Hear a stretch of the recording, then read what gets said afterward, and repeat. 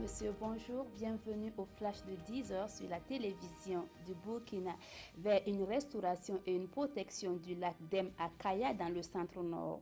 Les études détaillées sur l'environnement et l'élaboration d'un schéma d'aménagement du lac ont fait l'objet d'une restitution hier mardi à Kaya aux différents acteurs de l'eau.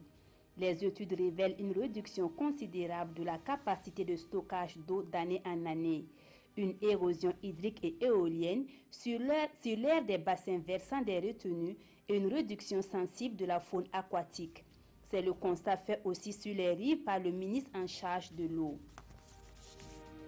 Un atelier de concertation interrégionale sur la problématique de transhumance au profit de 41 communes de la région de la boucle du Mouhoun et des autres régions limitrophes s'est tenu à Dédougou la semaine dernière.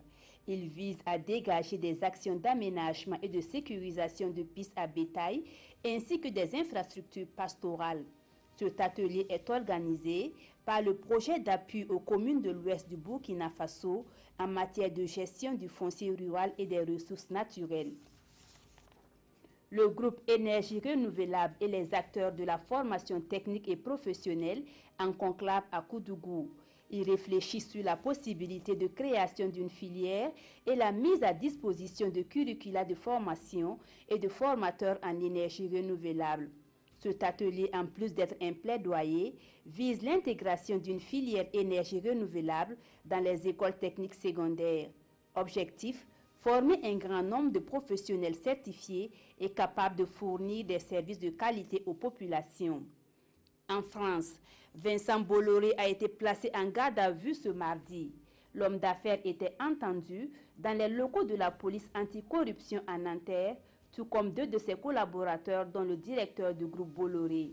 Il devait s'expliquer sur des concessions portières attribuées à son groupe en Afrique 2 ans après les perquisitions qui ont visé le siège de l'entreprise. L'enquête porte sur des soupçons de corruption qui pèsent sur l'attribution de deux de ces terminaux de conteneurs sur le continent, l'un à Lomé au Togo et l'autre à Conakry en Guinée. Une information judiciaire a été ouverte pour déterminer s'il y a eu corruption d'agents publics étrangers. En Syrie, le camp de Yarmouk sous un déluge de bombes ce mardi. Ce secteur, l'un des derniers près de Damas à être contrôlé par l'État islamique, fait l'objet d'un pilonnage intense de l'armée syrienne depuis 5 jours.